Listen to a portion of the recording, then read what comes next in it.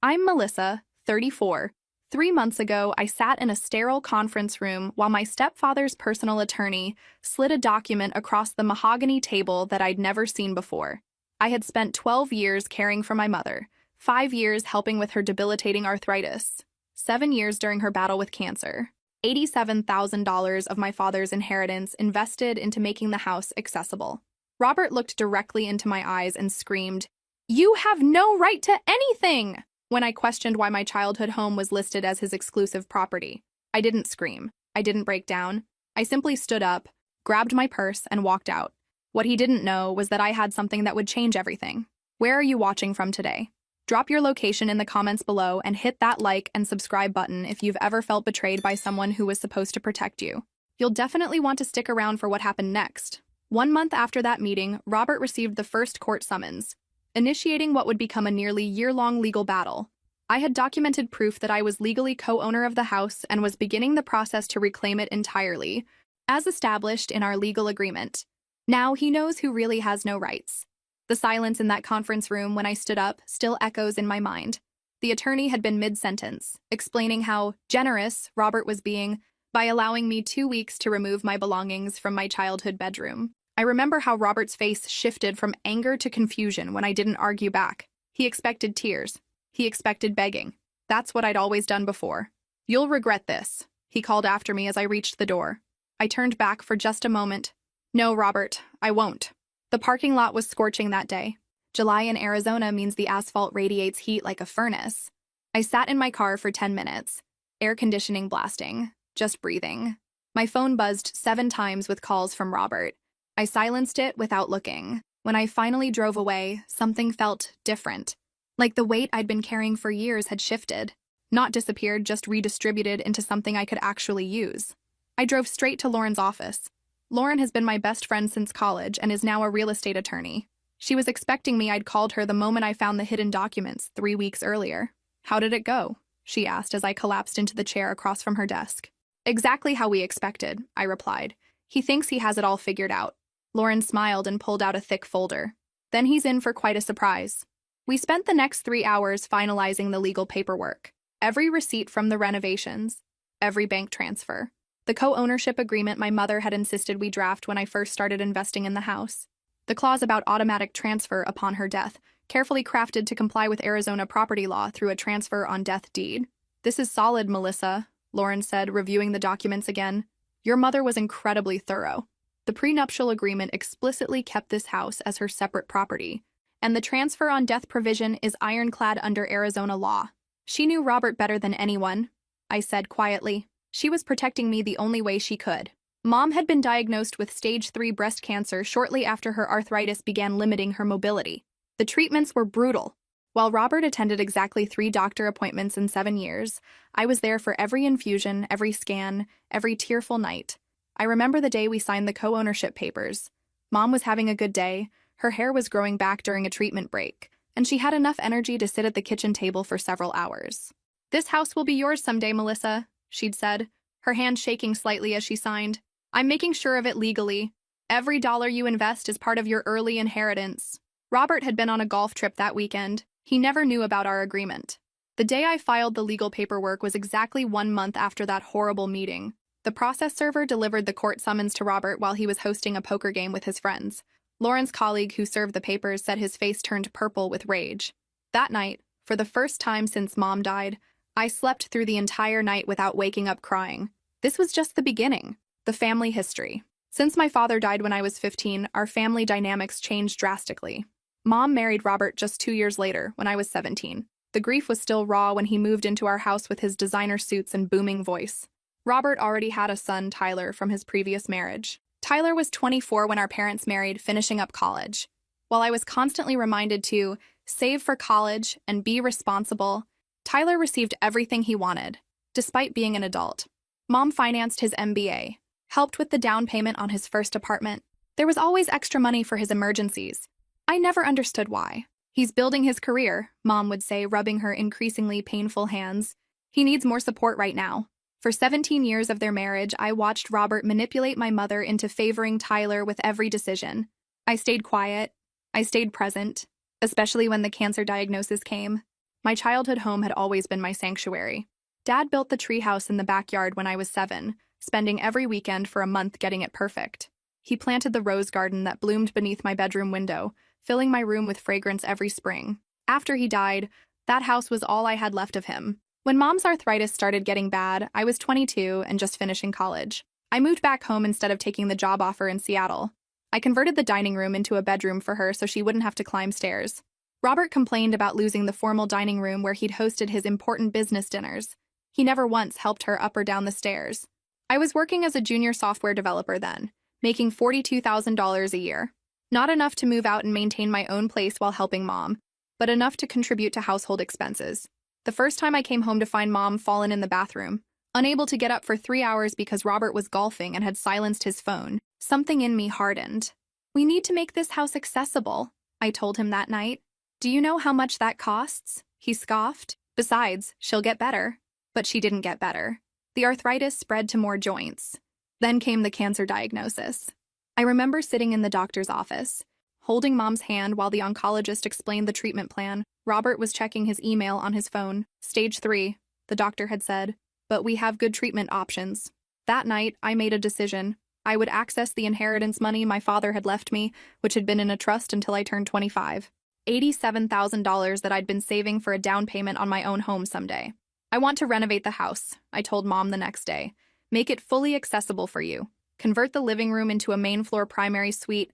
Add ramps, support bars, widen doorways." Mom's eyes filled with tears. "That's your future home money." "Honey, this is my home," I said simply. "And you're my future." Robert argued, of course. Said it would ruin the property value.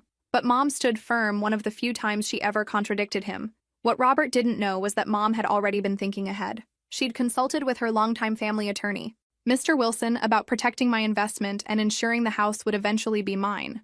"If you're putting your inheritance into this house," she told me after Robert stormed out, "then you should own part of it. Legally. We'll draw up an agreement that even Robert can't break." I later learned that Mom had already been worried about Robert's financial situation. She'd found credit card statements showing massive gambling debts hidden in a drawer. That's why she had insisted on a detailed prenuptial agreement before they married, keeping the house she'd inherited from her parents as separate property that wouldn't be considered marital property under Arizona law.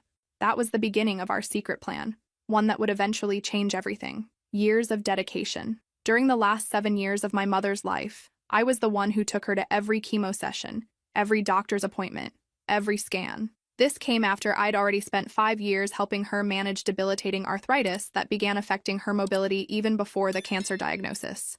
I adjusted my work schedule, declined promotions that would require travel, eventually negotiated a fully remote position as a software developer so I could be with her full-time. My career growth stalled. My social life disappeared. Dating became impossible. I didn't complain once. Thankfully, my father had left a substantial life insurance policy when he passed away, which I could only access when I turned 25. I used that money, $87,000, to renovate the lower floor of the house, transforming the living room into an accessible bedroom for Mom, installing ramps and support bars, purchasing a hospital bed. Everything was carefully documented with receipts and contracts. My mother insisted we create a formal co-ownership agreement with a gradual transfer clause. "This house will be yours one day, Melissa," she said, her once strong handwriting now shaky as she signed the papers. "I'm making sure of it legally. Every dollar you invest here is part of your advanced inheritance, and when I'm gone, my portion will automatically transfer to you." The house had been in our family for 3 generations. My grandparents had purchased it in 1962 for $18,500. My mother inherited it when they passed away, 5 years before she married Robert. Now it was worth just over $650,000, thanks to the booming Arizona real estate market and the renovations I'd made. Robert had his own property from before their marriage, a vacation home in Sedona, worth nearly $800,000. Mom had signed a prenuptial agreement waiving any claim to it. The same prenup explicitly stated that Mom's family home would remain her separate property, not subject to division as marital property. She had been careful to never add Robert's name to the deed. "Property is security," my mother had told me once during one of our late-night talks while pain kept her awake. Never forget that. Each day became a careful routine. I woke at 5 a.m. to start working early, allowing me to take breaks throughout the day for Mom's care. Medication at 6 a.m., 12 p.m., 6 p.m., and 10 p.m. Physical therapy exercises twice daily. Meals prepared with careful attention to what would be gentle on her stomach after treatments. When the pain was at its worst, I would sit beside her bed reading aloud from her favorite mystery novels, just to give her mind somewhere else to go. Robert was always too busy or too tired to help. His business trips conveniently coincided with her most difficult treatment weeks. When he was home, he complained about the medical equipment cluttering the house, about the smell of the special cleaning products we needed to use for her sensitive skin. More than once, I caught him examining bank statements or searching through Mom's desk drawers late at night. I didn't understand why until much later. Tyler visited maybe 5 times in 7 years, always with expensive gifts that were entirely impractical silk robes Mom couldn't put on by herself, gourmet food baskets with items too rich for her sensitive digestive system, theater tickets for shows she was too ill to attend. I never said a word about any of it, not to Mom. "Where are you getting the money for all these renovations?" Robert asked once, eyeing the new wheelchair ramp being installed. "My inheritance?" I answered simply. He nodded, clearly pleased that it wasn't coming from his money. What he didn't know was that Mom and I had already visited Mr. Wilson, her longtime attorney, and created legal documentation for every dollar I invested. Each improvement gave me a greater percentage of ownership in the house. By the time Mom entered hospice care, I legally owned 43% of the property, with her portion set to transfer automatically upon her death, according to our agreement, and the transfer on death deed we had properly filed with Maricopa County. "I'm so sorry to burden you like this," Mom whispered one night. As I adjusted her pain medication, I took her fragile hand in mine. "You've never been a burden. Not once." It was the truth. Exhausting as those years were, I never regretted a single moment of caring for her. What I did regret was not standing up to Robert more firmly, not confronting the obvious favoritism toward Tyler, not demanding the respect my contributions deserved. I didn't know then that I would soon have the chance to correct all of those regrets. The betrayal. When my mother passed away 4 months ago, I was devastated but comforted by our conversations and agreements. We had prepared for this moment as much as anyone could. I knew exactly what she wanted for me to have the house, for her jewelry to go to my cousin Sarah, for her art collection to be donated to the local community college where she had taught literature for 20 years. The week after the funeral, which I organized and paid for entirely, Robert began acting strangely. He asked me to clear out my childhood bedroom, saying he needed to assess the property. Tyler suddenly appeared after his rare visits during Mom's illness, and the two spent hours locked in the home office. I noticed Robert taking frequent calls in his car, speaking in hushed tones. Once I overheard him mention overdue payments and final notice. His behavior made me increasingly suspicious. I needed to travel for 3 days for an unavoidable work conference, the first time I'd been away from the house in months. Before leaving, I installed small security cameras in the common areas of the house, a precaution that would prove invaluable. When I returned, I noticed several documents in my mother's office had been rifled through. The footage from my hidden cameras showed Robert searching frantically through filing cabinets at 2 a.m., cursing under his breath about missing papers. That's when I found it. Hidden among seemingly unimportant papers was a copy of a property transfer dated just 3 weeks prior, when Mom was already under palliative care and heavy pain medication. Her signature was unrecognizable, trembling and faint. The house had been transferred exclusively to Robert, with a clause benefiting Tyler after his death. I didn't just take a photo, I carefully removed the document and placed it in a secure location, replacing it with an identical-looking folder containing blank papers. The security footage had shown Robert repeatedly checking this folder, confirming its importance. My hands shook as I stared at the document. The date April 12th was a day I remembered clearly. Mom had been so heavily medicated that she couldn't even recognize me. She certainly wasn't capable of understanding legal documents. That night, I couldn't sleep. The betrayal cut deeper than I could have imagined. Not just Robert's betrayal that I had expected, but the systematic way he had planned this, waiting until Mom was at her most vulnerable. The next morning, Robert was unusually cheerful. "I'm thinking of updating the kitchen," he mentioned casually over coffee. "Now that we don't need all those accessible modifications anymore." I nearly choked. "We just lost Mom and you're already planning renovations?" He shrugged. "Life goes on, Melissa, and this place could use some updates if we ever decide to sell." Sell. The word hit me like a physical blow. "This is my home," I said quietly. Robert's expression hardened. "This is my house. Your mother and I were married for 17 years. I've invested over $87,000 in renovations," I countered. "Mom and I had an agreement." He laughed. Actually laughed. "Whatever arrangement you think you had with her doesn't matter now. Everything goes to the spouse. That's how marriage works." I went through the motions that day, numb with shock. When Robert left for his golf game, I searched the office more thoroughly. All copies of our co-ownership agreement were gone, the folder containing my renovation receipts missing. Even the business card for Mr. Shi Wilson, Mom's longtime attorney, had vanished from the corkboard where it had been pinned for years. I called Mr. Wilson's office immediately, only to be told he was on an extended vacation in Europe. His assistant seemed confused when I mentioned my mother, saying that according to their records, my mother had transferred her legal matters to another firm several months ago. That was impossible. Mom had been too ill to even leave the house for the past 6 months. Something was very wrong. I drove to the Maricopa County Recorder's office that afternoon. The property transfer was officially recorded. According to their records, my mother had appeared in person to sign the documents. Was there a witness? I asked the clerk. She checked the record. Yes. A notary was present. Everything appears to be in order. I felt sick. My home, the home where I'd grown up, where I'd cared for my mother, where I'd invested my inheritance, had been stolen from under me through forged documents. When I returned home, Robert's car was in the driveway, along with an unfamiliar luxury SUV. I entered quietly through the side door and heard voices from the kitchen. We should be able to list it next month, Robert was saying. The market's hot right now. What about Melissa? Tyler's voice. What about her? Robert scoffed. She has no claim here. Once we sell, I'll give her a few thousand to shut her up. She's always been pathetically eager to please. I backed away silently, my mind racing. They were already planning to sell my home. As I retreated to my car, I noticed something I hadn't seen before. A stack of mail on the entry table included multiple envelopes with final notice and overdue payment stamped in red. Robert was in serious financial trouble. I had to act fast. The revelation and support. I called my best friend Lauren immediately. As a real estate attorney, she would understand the legal implications better than anyone. Meet me at Cornerstone Coffee in 15 minutes, she said after hearing the urgency in my voice. Bring any documentation you have. I grabbed my laptop and the external hard drive where I'd stored digital copies of everything related to the house renovations. Thank God for my programmer's paranoia about backups. Lauren was already waiting when I arrived, 2 steaming mugs on the table. I hadn't slept in 36 hours. My hands trembled as I passed her my laptop. This seems like coercion of a vulnerable person, she said after reviewing the documents. The signature doesn't even look like hers, and the timing raises serious ethical and legal questions. Relief washed over me. I wasn't crazy. Someone else could see the wrongness too. What can I do? My voice sounded small, even to my own ears.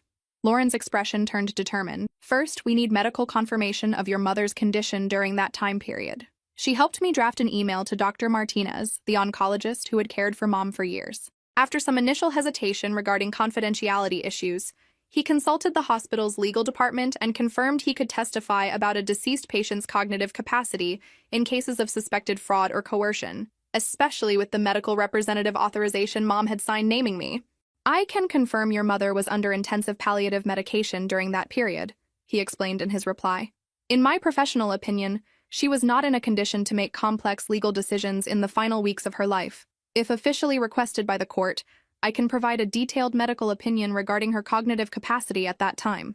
Another piece of the puzzle locked into place. The next day, Martha, the home health nurse who had helped with Mom's care in the final months, contacted me after hearing about the situation from Dr. Martinez's office. Your mother was worried something like this might happen, she revealed. 2 weeks before she passed, during a day of greater lucidity, she asked me to help her secure some important documents. Martha took me to a secret compartment at the back of Mom's closet, which they had created specifically for this purpose. She explained that she had been waiting to tell me about it, following Mom's explicit instructions to wait at least 1 month after her death before revealing it. She was worried that Robert would be watching you closely right after she passed, Martha explained. She wanted to give you time to grieve before facing this battle. There I found Mom's journal and a folder of crucial documents, including a copy of the official will dated 5 years earlier, long before the suspicious transfer, prepared by Mr. Wilson. Our formal co-ownership agreement, detailing how my investments constituted a gradual purchase of the property, with the specific clause stating I would become full owner automatically after her death. All receipts and proof of payments I had made for renovations and adaptations. A letter to Mr. Wilson explaining her intentions. Melissa sacrificed so much for me and for this house. Robert has his own property from before our marriage, and Tyler will receive my investments and insurance policies. The house belongs to my daughter, who transformed it into a home of care and love. Most importantly, a proper transfer on death deed, correctly filed with the county 2 years earlier, legally transferring her portion of the house to me upon her death. I sat on the closet floor, clutching these papers, tears streaming down my face. My mother had protected me one last time. She made me promise not to reveal this hiding place until after she was gone. And only to you, Martha said softly. She was very clear about that. She also told me to wait at least a month, to give Robert time to show his true intentions. I contacted Mr. Wilson that same day. He explained he had been trying to reach me since Mom's passing, but Robert had informed his office that I was emotionally unstable and traveling indefinitely, blocking his communication attempts. I was quite concerned, he said, because I knew your mother had very specific plans for her estate succession. When I explained about the property transfer document, his shock was palpable even over the phone. That's impossible, he said firmly. Your mother and I reviewed her will just 5 months ago. During a brief improvement in her condition, she was absolutely clear about her intentions regarding the house. But the transfer document exists, I said. It's been filed with the county. Then it's fraudulent, he stated flatly. I would stake my professional reputation on it. The signature of the notary should be investigated as well. For the first time since finding that document, I felt a spark of hope. I wasn't alone in this fight. I had evidence, witnesses, and now professional allies who believed me. What's our next step? I asked Lauren and Mr. Wilson during our conference call that evening. We build a case, Lauren said, and we move quickly before Robert can sell the property. Mr. Wilson agreed. I can file for an emergency injunction to prevent any sale or further transfer while the case is pending. And will you take the case on contingency? I asked hesitantly, knowing legal fees could quickly become overwhelming. Lauren and Mr. Wilson exchanged glances. Given the strength of your documentation and the clear evidence of fraud, yes, Lauren said. We'll take it on contingency. The legal owner of a $650,000 property can certainly pay us when this is resolved. That night, I finally slept soundly, Mom's journal under my pillow, her last words of love and protection surrounding me like a shield. The fight had just begun, but for the first time, I believed I could win. The crucial discovery. Martha's revelation about the hidden documents changed everything. With renewed determination, I met with Lauren and Mr. Wilson at his office the next day to review all the evidence. The co-ownership agreement alone establishes your legal right to at least 43% of the property, Mr. Wilson explained, adjusting his reading glasses. But with the automatic transfer clause upon your mother's death and the transfer on death deed, you have claim to the entire house. Lauren nodded. And the timing of this supposed new property transfer is highly suspicious. April 12th, you said?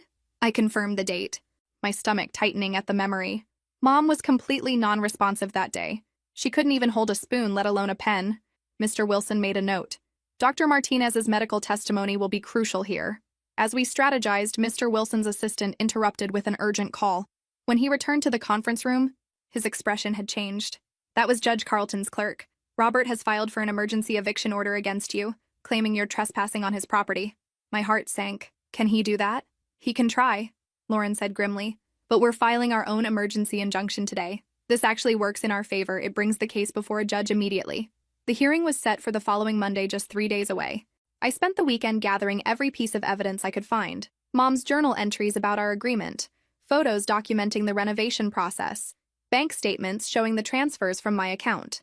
I also gathered the security camera footage showing Robert searching through Mom's files late at night and discussing selling the house just weeks after her death. Martha provided a sworn affidavit about Mom's condition in the final weeks and the creation of the secret document hiding place.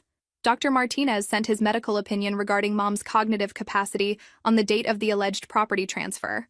I hadn't returned to the house since discovering the secret documents. Robert had changed the locks, but I had taken my most important possessions and was staying with Lauren. Monday morning arrived with a knot of anxiety in my stomach. I dressed carefully in a simple navy dress and low heels, the outfit I'd worn to my college graduation, the last happy day before Mom's health began deteriorating. The courthouse was intimidating. Marble floors, high ceilings, the weight of legal authority pressing down from every angle. Robert and his attorney arrived minutes before the hearing, looking confident.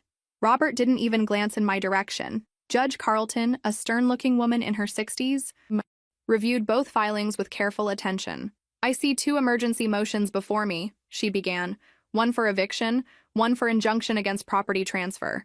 Before I rule on either, I need to understand the ownership situation more clearly. Robert's attorney stepped forward. Your Honor, the situation is simple. The property belongs solely to my client as the surviving spouse.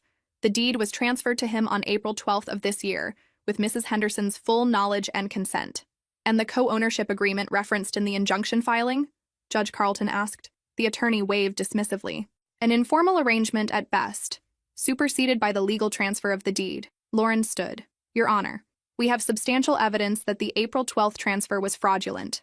Ms. Henderson's mother was under heavy palliative care medication and lacked the cognitive capacity to understand or consent to such a transfer. We have her oncologist's sworn statement to that effect. She presented the documents we had gathered. The medical records, the original co-ownership agreement, the renovation receipts, Martha's affidavit, the prenuptial agreement that explicitly kept the house as Mom's separate property, the transfer on death deed. Judge Carlton reviewed them carefully, her expression giving nothing away. Mr. Henderson, she finally said, looking directly at Robert, can you explain why this property transfer occurred when your wife was, according to her doctor, heavily medicated and approaching the end of her life? Robert shifted uncomfortably. She had been talking about transferring the property for months. We simply finalized her wishes. And the co-ownership agreement with her daughter? A misunderstanding, Robert's attorney interjected. Mrs. Henderson never intended it to be legally binding. Judge Carlton's eyes narrowed. Yet it bears the signatures of both parties, was notarized and filed with the county recorder's office 3 years ago. And I'm particularly interested in this transfer on death deed, which appears to have been properly executed and recorded 2 years ago. The room fell silent. I'm denying the eviction order, Judge Carlton finally said, and granting a temporary injunction against any sale or transfer of the property until this matter can be fully litigated. Ms. Henderson may continue to reside in the home during this period. Relief flooded through me. It wasn't a final victory, but it was a crucial first step. As we left the courtroom that day, Robert caught up to us in the hallway. This isn't over, he hissed. That house is mine. Your mother wanted me to have it. I looked him directly in the eyes. Then you have nothing to worry about when all the evidence is presented. His face flushed with anger, but for the first time in our 17-year relationship, I didn't flinch. When I returned to the house that evening, I noticed that Robert had hastily cleared out his personal belongings. The security cameras I had installed captured him removing documents, jewelry, and even some of Mom's artwork items that were specifically mentioned in her will as going to other people. I documented everything, adding it to our growing case file. The cameras had proven their worth many times over. As I settled back into my childhood home, I felt both vindicated and exhausted. The battle was far from over, but I had won the first skirmish. That night, I opened Mom's journal again, finding strength in her words. Stay strong, my girl. You've always been the fighter in the family. The decision. With the emergency injunction in place, I moved back into my childhood home that evening. Robert had cleared out his personal belongings while I was away, leaving empty spaces throughout the house. I stood in the doorway of what had been Mom's bedroom, the accessible space I had created for her, and felt a wave of memories wash over me. Her voice, weak but determined. This house will be yours, Melissa. I'm making sure of it. Lauren called that evening. We need to discuss next steps. This is just the beginning. She was right. The injunction was temporary, designed to maintain the status quo until a full hearing could be scheduled. The real battle was still ahead. I sat at the kitchen table where Mom and I had signed our co-ownership agreement, spread all the documents before me, and made a decision. I would fight with everything I had. The next morning, I drafted a formal email to Robert. I am writing to inform you that I will not be removing my belongings from the house. I am taking legal action to protect my property rights as established in the co-ownership agreement with my mother and the transfer on death deed. Going forward, please direct all communication through my attorneys. I included Lauren and Mr. Wilson's contact information, then blocked Robert's number and Tyler's.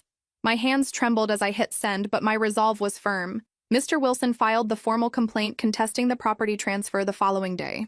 The legal language was precise and damning. Fraudulent transfer executed while the grantor was incapacitated due to terminal illness and palliative medication. Coercion of a vulnerable individual.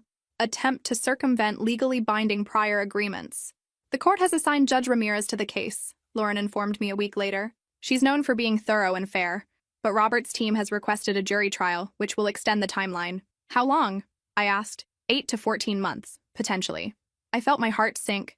Over a year of legal battles, thousands in attorney fees, the emotional toll of fighting family in public. Is it worth it? I whispered. Lauren squeezed my hand. Only you can answer that. But based on the evidence, you have a strong case. And remember, we're working on contingency because we're confident in the outcome. That night, I sat in Dad's old study, the one room I hadn't renovated for Mom, and opened her journal. The entries from the last year of her life were sporadic, often interrupted by illness but clear in their intent. March 15th. Worried about what Robert might do after I'm gone. He's been asking strange questions about the house deed. Called Mr. Wilson today to confirm our arrangement for Melissa is secure. April 6th. Bad day. Pain at level 8. Robert brought papers to sign, but I couldn't focus enough to read them. Told him I needed Mr. Wilson to review anything first. He seemed angry. April 10th. Asked Martha to help me secure important documents. Don't trust R anymore. Need to protect M's future. March 3rd. Found another credit card statement. Robert owes $78,000 to someone named Victor. Gambling debts? Now I understand why he's been so interested in the house lately. The final entry, dated April 18th, just 2 weeks before she passed. If you're reading this, Melissa, I'm gone. Fight for what's yours.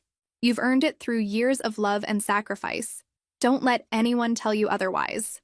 Remember what Dad always said, Hendersons don't back down when they're in the right. Tears blurred my vision, but my decision crystallized. I would honor her wishes. I would fight. The next morning I called Lauren. I want to proceed with the case. All the way. Are you sure? It won't be easy. I'm sure, I said, my voice steadier than it had been in months. This isn't just about a house. It's about honoring Mom's wishes and standing up for myself. That afternoon, I received notice that Robert had begun telling family members and mutual friends that I was trying to steal the family home and being an ungrateful daughter. I didn't respond to any of the confused messages that followed. Instead, I focused on preparing for the long legal battle ahead. Lauren and Mr. Wilson helped me understand the process. Discovery would come first, the formal exchange of evidence and depositions, then pretrial motions. Finally, if no settlement was reached, the trial itself. Document everything, Lauren advised. Any communication from Robert or Tyler, any attempts to access the property, any comments to mutual friends. I created a secure digital folder for every piece of evidence, every email, every text message. I maintained the security cameras around the house, upgrading to a system that would store footage securely in the cloud. I was building an impenetrable case. A week later, the security cameras captured something significant. Robert trying to enter the house at 1 a.m. using a key that no longer worked. The footage clearly showed him attempting multiple doors before giving up in frustration. The next day, there was a failed attempt to access my bank accounts online, the IP address traced back to Robert's home. I added these incidents to our growing file. Each one strengthened our case, showing a pattern of desperation and questionable behavior. Throughout this period, I noticed Tyler driving by the house occasionally, slowing down but never stopping. Unlike his father, he seemed conflicted, uncertain. Once our eyes met as he passed, and I saw something unexpected in his expression: doubt. What do you think will happen next? Leave your predictions in the comments below. The legal confrontation. The preliminary hearing was scheduled 6 weeks after filing the case. I arrived at the courthouse 30 minutes early, my stomach in knots despite weeks of preparation. Robert showed up with Tyler at his side, both in expensive suits, accompanied by a real estate attorney who specialized in probate matters. This was different from the corporate lawyer who had been at the emergency hearing. Robert was taking this seriously now. Judge Ramirez called the court to order precisely at 9 a.m. Her efficiency was intimidating. No wasted words, no patience for legal theatrics. I've reviewed the filings from both parties, she began. This is a complex case with serious allegations of fraud and coercion. Today's hearing will establish the timeline for discovery and set preliminary parameters. Robert's attorney argued first, presenting the property transfer document as definitive proof of ownership. Mrs. Henderson clearly intended her husband to have the family home. The plaintiff's claims about an informal co-ownership arrangement cannot override a legally executed deed transfer. When it was our turn, Lauren presented the co-ownership agreement, complete with notarization and county filing stamps from 3 years prior.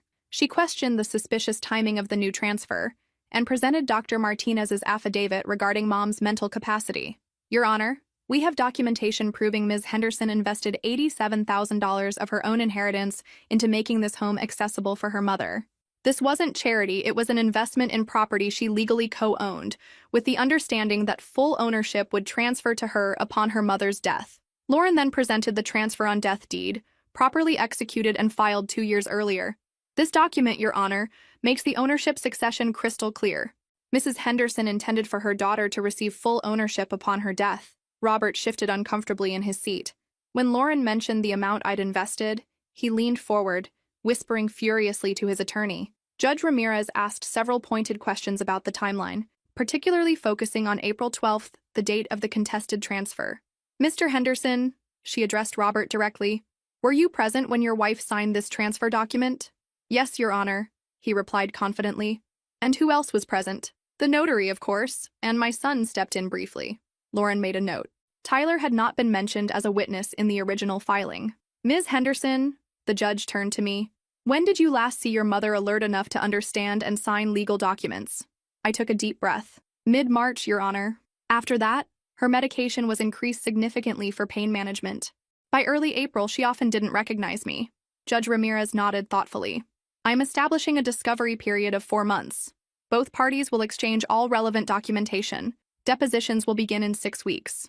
As she outlined the schedule, Robert's face darkened. When she mentioned that the house would remain under the temporary injunction, preventing any sale or transfer, he exploded. This is ridiculous, he shouted, rising from his seat. She has no right to anything. The courtroom fell silent. Judge Ramirez stared him down. Mr. Henderson, outbursts like that will not be tolerated in my courtroom. Another such incident will result in contempt charges. Robert's attorney pulled him back into his seat, whispering urgently. Tyler stared straight ahead, his face unreadable, though I noticed a slight wince when his father shouted. As we left the courtroom, I felt Lauren's hand on my shoulder. That outburst did not help his case, she murmured.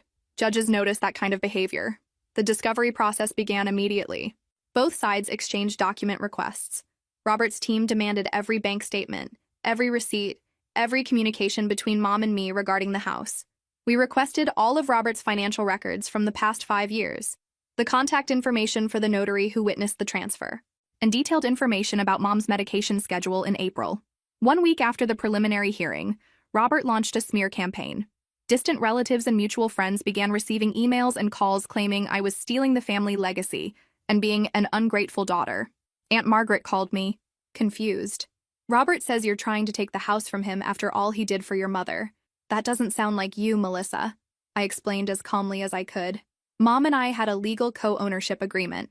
I invested my inheritance in the house with the understanding it would become mine after she passed. Robert is trying to override that with a document signed when she was heavily medicated.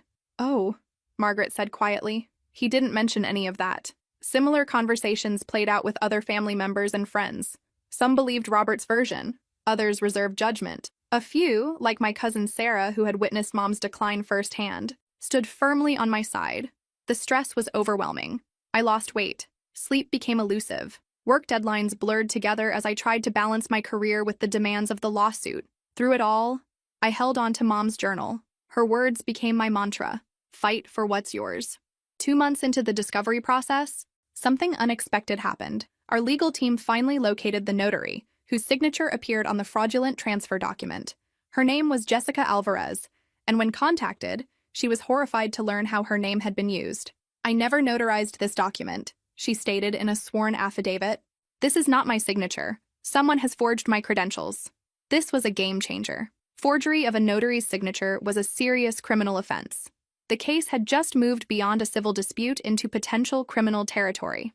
When confronted with this evidence, Robert's attorney requested an immediate private meeting with our legal team. For the first time, settlement was mentioned. Tyler's demeanor had also changed. During his father's increasingly desperate attempts to discredit me, I noticed him becoming more withdrawn, less supportive. Once, when Robert was particularly vicious in his accusations, Tyler actually walked away. The cracks were beginning to show.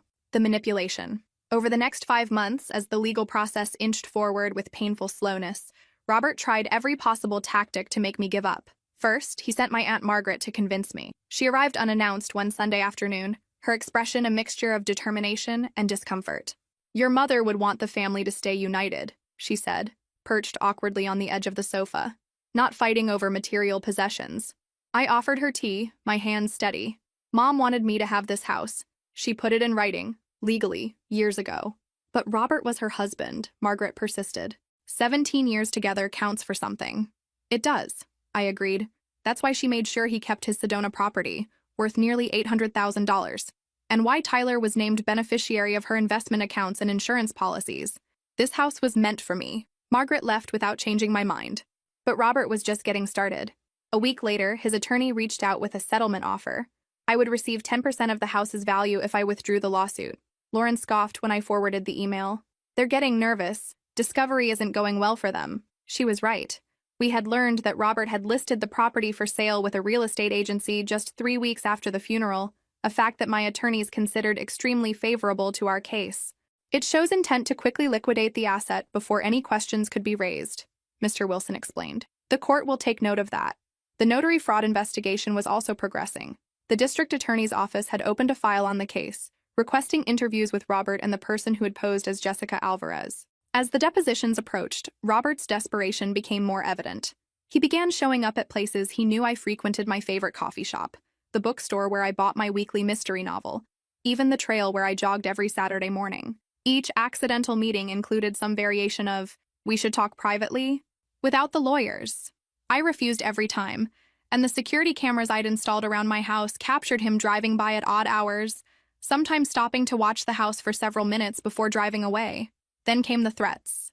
"If you continue with this lawsuit, certain family secrets might come to light," he said during one encounter at the grocery store. "Things your mother wouldn't want revealed." I stared at him, shopping basket clutched tightly. "Are you threatening me?" "Just being realistic," he said with a shrug. "Lawsuits make everything public record." I reported the incident to Lauren immediately. "He's getting desperate," she observed. "People who are guilty always resort to manipulation when they feel they're losing control." I also filed a police report about the harassment, creating an official record of Robert's increasingly concerning behavior. Tyler's deposition was scheduled first. As Robert's son and a claimed witness to the property transfer, his testimony was crucial. The morning of the deposition, I arrived at Lauren's office to find her frowning at her computer. "Tyler's attorney just requested a postponement," she said, claiming a family emergency. "Is there really an emergency?" Lauren's expression was skeptical. "They've requested a 2-week delay. Judge Ramirez granted it, but with the stipulation that no further postponements will be allowed." 2 weeks later, Tyler finally sat for his deposition. His testimony was a carefully constructed narrative that supported his father's claims while remaining vague on specific details. "Yes, I was present when Catherine signed the transfer," he stated. "Was she alert and aware of what she was signing?" Lauren asked. Tyler hesitated. "She seemed to understand." "Did she read the document?" Another hesitation. "Dad explained it to her." "But did she read it herself?" "I don't recall specifically." The pattern continued. Tyler couldn't remember the notary's name, couldn't recall exactly what time of day the signing occurred, wasn't sure if his stepmother had been given her medication before or after signing. What was notable, however, was Tyler's body language. He avoided eye contact, fidgeted constantly, and when shown photos of Mom from that period clearly incapacitated, his discomfort became visible to everyone in the room. "He's trying to avoid perjury while still supporting his father's story," Lauren explained afterward. "Notice how he never gave a definitive answer about her mental state or capacity." Robert's deposition was next. Unlike his son, he was adamant and specific. Catherine had been completely lucid, had understood exactly what she was signing, had explicitly stated she wanted him to have the house. "She told me she was worried about Melissa making impulsive decisions with such a valuable asset," he claimed. "She wanted me to oversee the eventual sale and ensure Melissa received some benefit, but not control." When asked about the notary, Robert provided a name that didn't match Jessica Alvarez. When confronted with this discrepancy, he claimed memory issues due to the stress of losing his wife. But when pressed about his financial situation, Robert became defensive and evasive. "Are you currently facing any significant debts?" Lauren asked. "That's irrelevant," he snapped. "Let me rephrase. Do you owe money to someone named Victor?" Robert's face paled. "How do you—" He stopped himself, looking to his attorney for help. "We'll need to see the relevance of these financial questions," his lawyer interjected. Lauren smiled calmly. "The relevance, counselor, is establishing motive for committing fraud. Catherine Henderson's journal mentions discovering Mr. Henderson's debts to someone named Victor, which she believed were gambling-related." Robert's attorney requested a break. When they returned, Robert suddenly claimed to be feeling unwell, and the deposition was adjourned. My own deposition focused on the co-ownership agreement, the renovations I'd funded, and Mom's condition in her final weeks. Robert's attorney tried repeatedly to suggest I had manipulated my mother into the co-ownership arrangement. "Isn't it true that you stood to gain significantly from this arrangement?" he asked. "I invested $87,000 of my own inheritance in a house that my mother and I legally co-owned," I replied calmly. "Every dollar was documented and agreed upon." "But you expected to receive the entire property eventually, correct?" "According to our legal agreement, yes, that was the arrangement we made together, with legal counsel, when she was completely healthy and competent. Through it all, I maintained the composure Mom had always admired. 'You never let them see you sweat,' she used to say. 'That's your superpower, Melissa.' As the depositions concluded, something subtle but significant had changed in the case dynamics.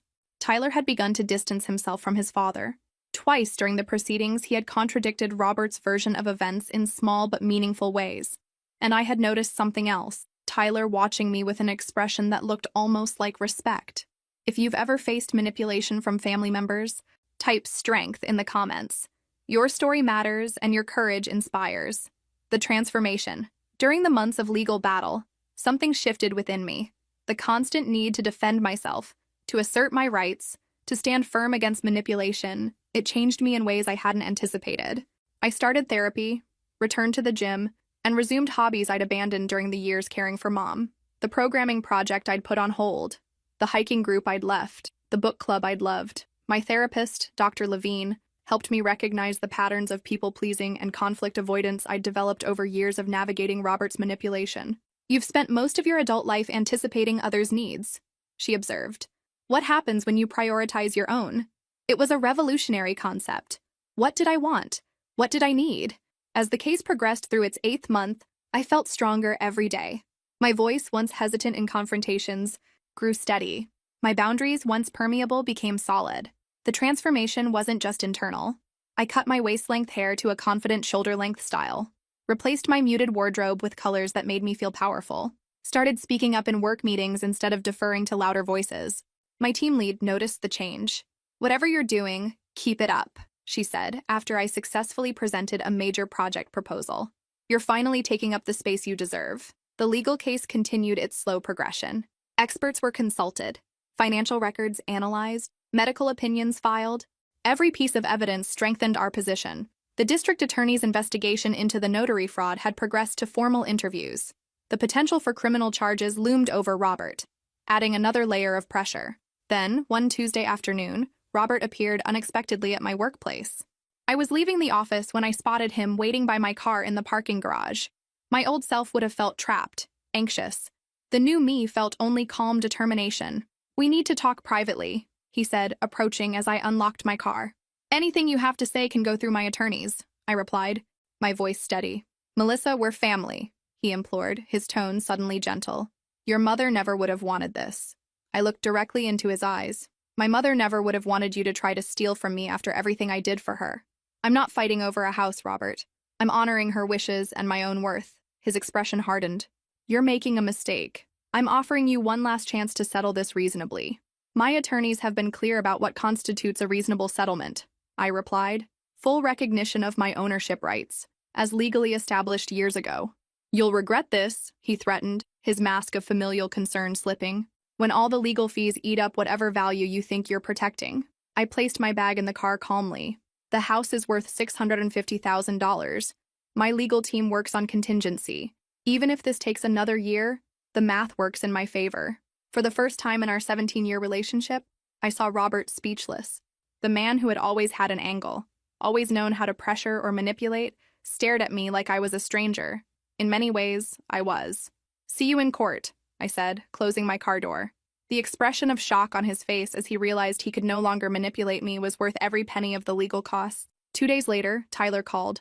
We hadn't spoken directly since before Mom's death. "Dad's losing it," he said without preamble. "He's obsessed with this case." "That's not my problem," I replied. "Look, I know you and I were never close, but—" He hesitated. "Some things aren't adding up for me." I waited, saying nothing. "Did you really invest that much in the house? $87,000? "Every penny documented," I confirmed, plus countless hours of unpaid care for Mom. There was a long silence. "I didn't know," he finally said, "about the extent of her illness, about how much you did. Dad always said she was doing fine whenever I asked." "She wasn't fine," I said simply. "She was dying, painfully, slowly, while I rearranged my entire life to care for her." Another silence.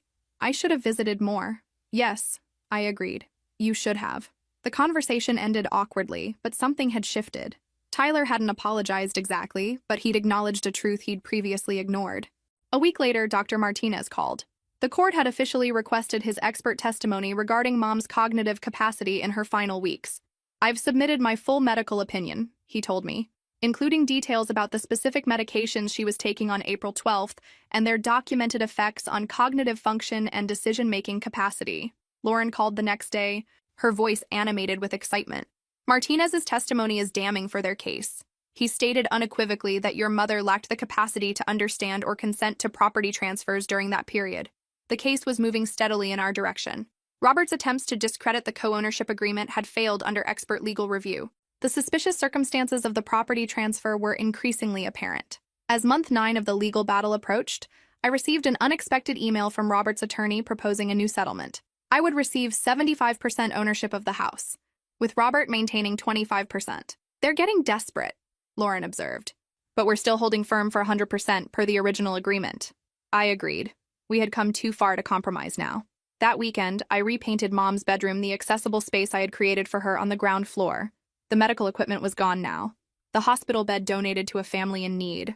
I transformed it into a bright home office, with her favorite watercolor landscapes on the walls.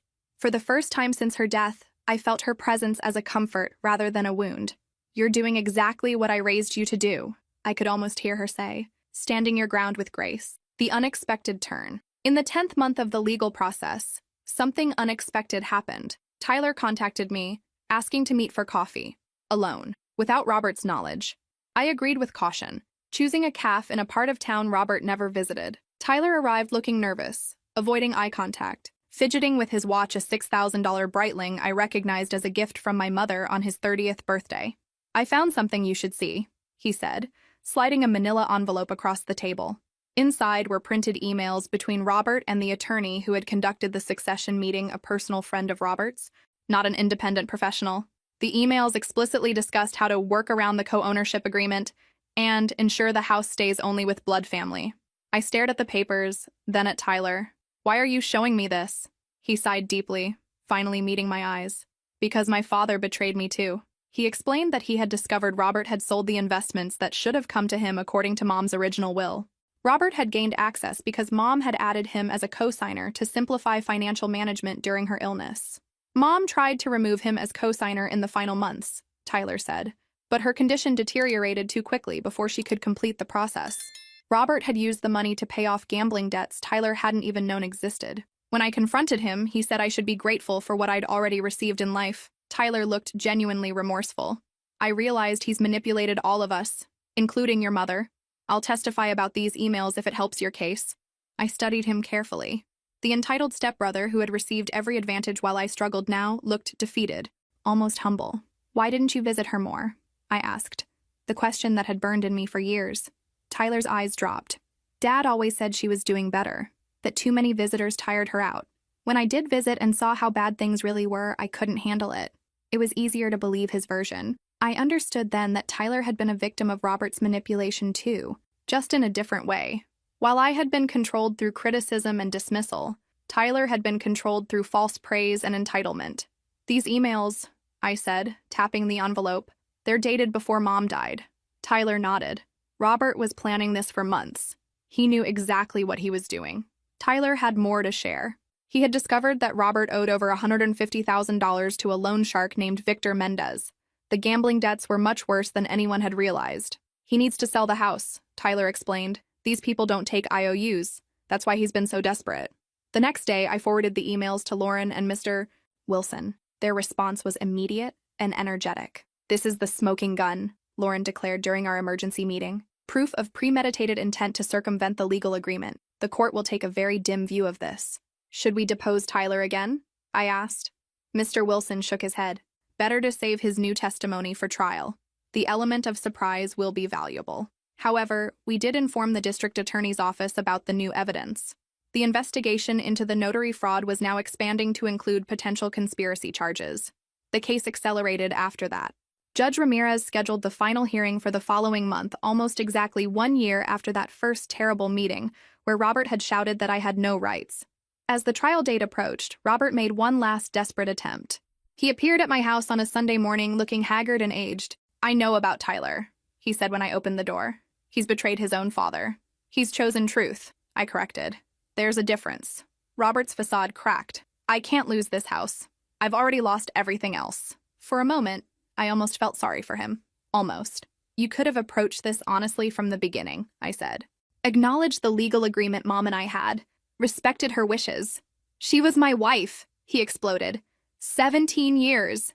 That should count for something. It did, I replied calmly. She made sure you kept your Sedona property, made sure you received her pension. She provided for you, Robert.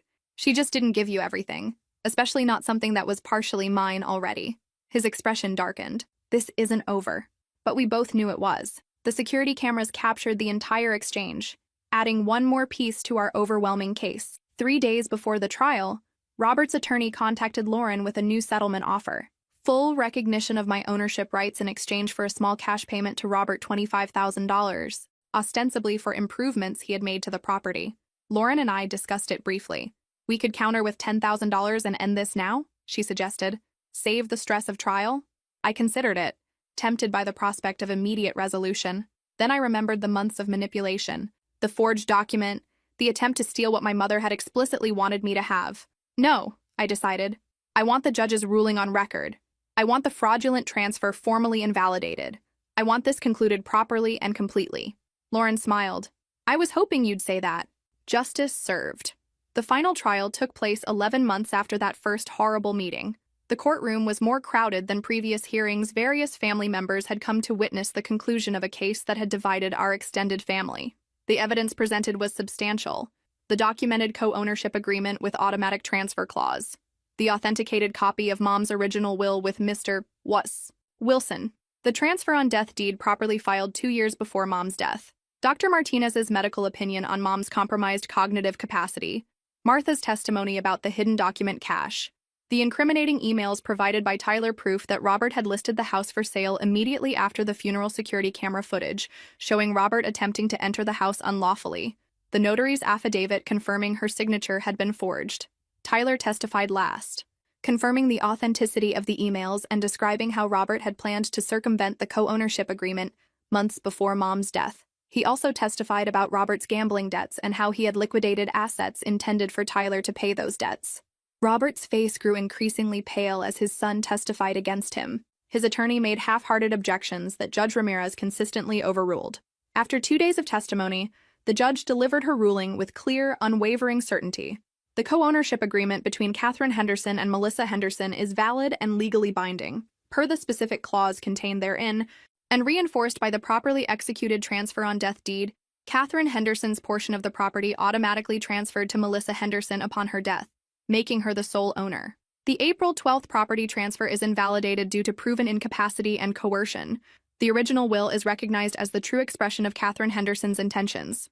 Furthermore, Mr. Henderson is ordered to reimburse all legal costs and restitute any assets he improperly liquidated from Mrs. Henderson's estate.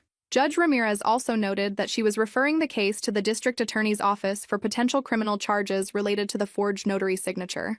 As we left the courtroom that day, I felt no triumph or vengeance, only peace and validation. The house where I grew up, where I had cared for my mother, where we had built memories together, was secure again. Robert didn't look at me as he left the courthouse. Tyler hesitated in the hallway, then approached cautiously. "I'm sorry," he said simply. "For everything." I nodded, not quite ready to forgive completely, but acknowledging his role in the final justice. "She would have been proud of you," he added awkwardly, "the way you fought for what she wanted." Today, 18 months after the court decision, I've transformed part of the house into a small support center for family caregivers, offering resources and a rest space for people who sacrifice so much for their loved ones as I did.